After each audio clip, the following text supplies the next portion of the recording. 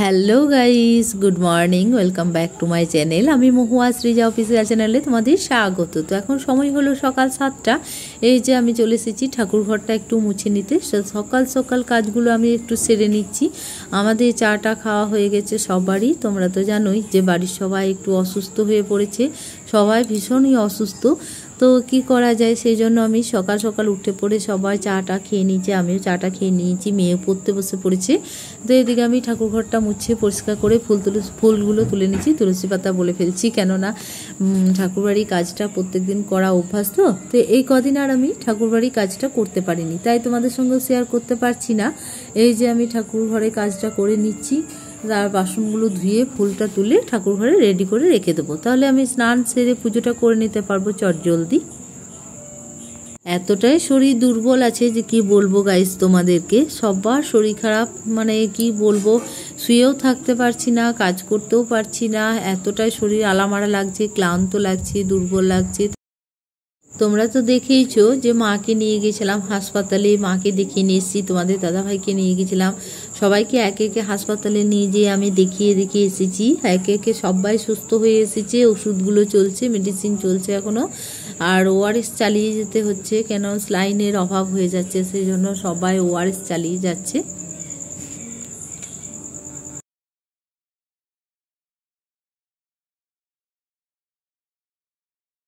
তো এদিকে আমি কলতলায় চলে এসেছি বাসনগুলো নিয়ে। তো বাসনগুলো এক একে আমি ধুয়ে নিই, আর এই যে দিদিরা কাজ করছে তাই আমার সঙ্গে কথা বলছে, একদিকে গল্প করছে, আর একদিকে বাসনগুলো আমি ধুয়ে নিচ্ছি। ওরা বলছে আজকে ওয়েদারটা বেশ ভালোই আছে, ঠান্ডা ঠান্ডা ওয়েদার, সকাল থেকে রোদ নেই। হ্যাঁ, একটু ভালোই লাগছে ওয়েদারটা। তো এই যে তোমাদের দাদাভাই উঠে পড়েছে, তাই এই যে ফ্রেশ হয়ে ভেতরে গেল। এই যে আমি সকালের ওষুধটা তোমাদের দাদাভাইকে দিয়ে দিচ্ছি, কেননা না দিলেও তো খাবেও না, কিছুই না, বসে পড়ছে, সেই জন্য, আর শরীর খুবই দুর্বল হয়ে আছে, তাই আমি মেডিসিনগুলো বার করলাম, মেডিসিনটা বার করে ওর হাতে হাতে এক একে দিয়ে দিচ্ছি আমি। বলছে বাপরে বাপ, সকাল থেকে এত ওষুধ আমাকে খেতে হবে সকাল থেকে, আমার কিচ্ছু করার নেই, এক একে তুমি খেয়ে নাও, ওষুধগুলো আমি খুলে খুলে দিচ্ছি, তুমি খেয়ে নিয়ে নাও। তো এদিকে দেখো বিছানাটার কি অবস্থা, আমি এরপর বিছানাটাও ঝেড়ে নেবো, পরিষ্কার পরিচ্ছন্ন করে নেবো।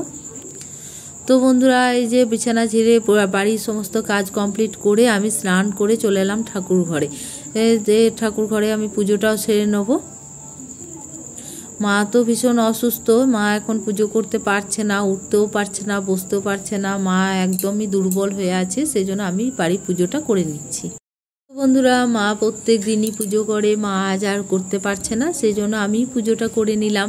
ঠাকুর ঘরে ঠাকুরকে একটু জল দিয়ে দিলাম। দেখো কি সুন্দর শিবটা, তাই না? আমাদের পুজোর শিবটা খুব সুন্দর আমাদের।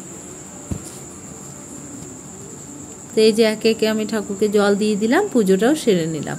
তারপরে আমি জলখাবারের ব্যবস্থা করব, তারপরে জলখাবার খাওয়ার পরে সবারই একে একে ওষুধ আসছে, সেগুলোর ব্যবস্থা করব।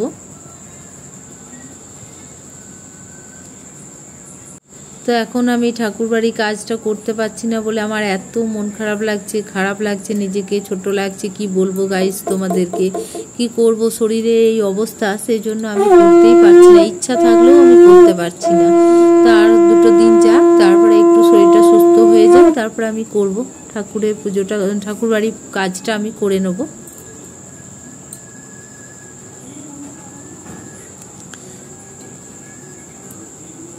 তো এরপরেই চলে এলাম আমি ঠাকুরের পুজোটা কমপ্লিট করে নেওয়ার পরে সমস্ত জলগুলো ভরে নিলাম। জল ভরে নেওয়ার পরে এই যে আমি ওআরএস 1 বোতল করে রেডি করে রাখছি, মাকে আর তোমাদের দাদাভাইকে দুজনকে মিলে দিয়ে দেবো আমি, কেননা ওআরএস না খেলে ওরা উঠে দাঁড়াতেই পারছে না, ওআরএস চালিয়ে যেতেই হবে কন্টিনিউ।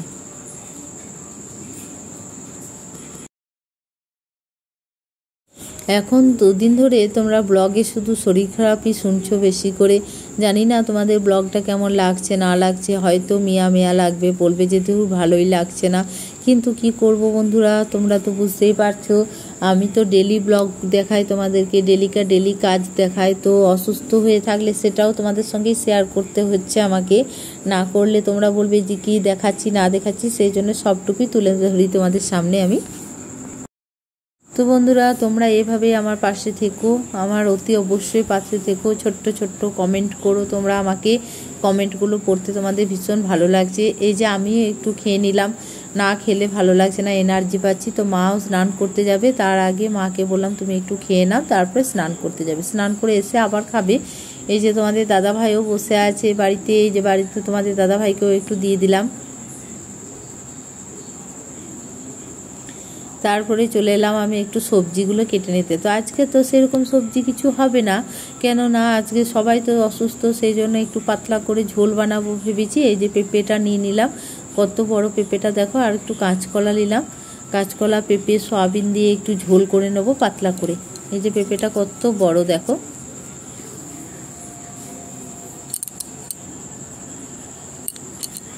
একটু ঝোলে দেওয়ার জন্য একটু টমেটোও নিয়ে নিলাম।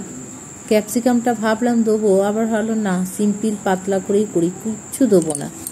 ভালোই লাগছে না, মুখের কোনো স্বাদই নেই, কোনো রুচি লাগছে না, খাবার খেতে ভালো লাগছে না, কিন্তু কি করব, খেতেও হবে। সেই জন্য এই যে কাঁচকলা নিয়ে নিলাম আর পেঁপে নিয়ে নিয়েছি।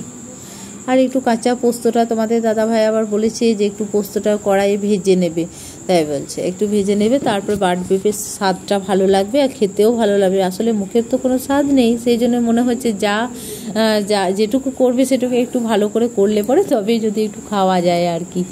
তো এদিকে আমি সবজিটা নিয়ে বসে পড়েছি, সবজিটা কেটে নিচ্ছি।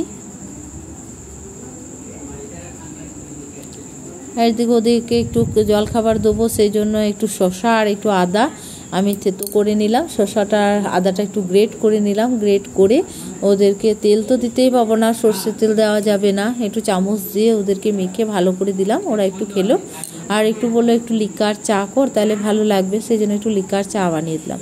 তো ওদেরকে জলখাবার দিয়ে আমিও খেয়ে নিলাম, মেয়েও খেলো। নিয়ে এদিকে রান্নাটা বসিয়েছি। মেয়ে তা করতে এলো যে মা কাল 25শে বৈশাখ, আমাদের তো নাচ আছে, তো কোন শাড়িটা পরবো, কি করব না করব, চলো তুমি আমাকে একটু দেখিয়ে দেবে।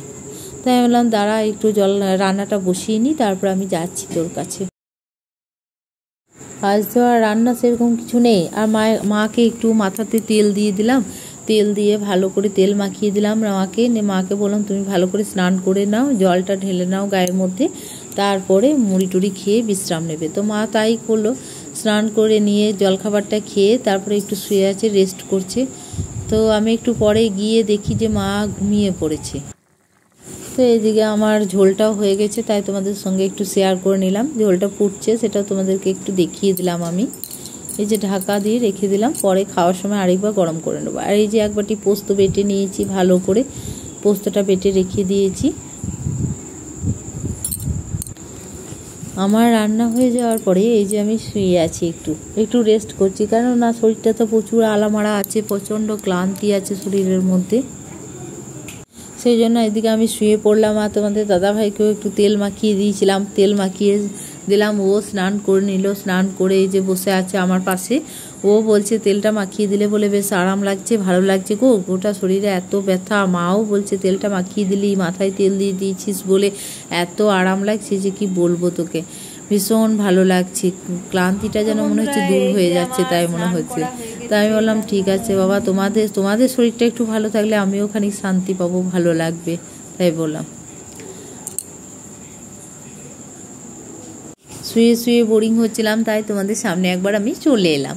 আমি ভাবলাম তোমাদের সঙ্গে একটু শেয়ার করি বা তোমাদের সামনে একটু আসি, তাহলে আমারও ভালো লাগবে, তোমাদেরও ভালো লাগবে, সেই জন্য একটু তোমাদের সঙ্গে কথা বলতে বলতে চলে এলাম। ভয়েস দিয়েছিলাম, কিন্তু কি করব, এত জিমি চিৎকার করছে যে তোমাদেরকে আর কথাটা বলতে পারিনি, ওই জন্য ভয়েসটা আমি সাউন্ডটা কমিয়ে দিয়েছি।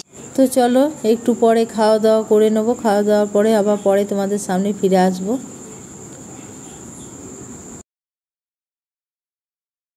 তো বন্ধুরা, আমাদের খাওয়া দাওয়া হয়ে গেছে। খাওয়া দাওয়ার পরে এই যে কৃষ্ণ ফোন করেছিল যে বৌদি ওষুধগুলো নিয়ে এসেছি, তো তুমি নিয়ে যাও। তো আমি নিয়ে এলাম। তো কৃষ্ণ ক্যামেরা অন দেখে হাসিও দেখিয়ে দিল, বৌদি কি করছো, আমরা একটু ক্যামেরা অন করেছি, তোকে দেখাচ্ছি। তো খুব হাসি ওর আর কি।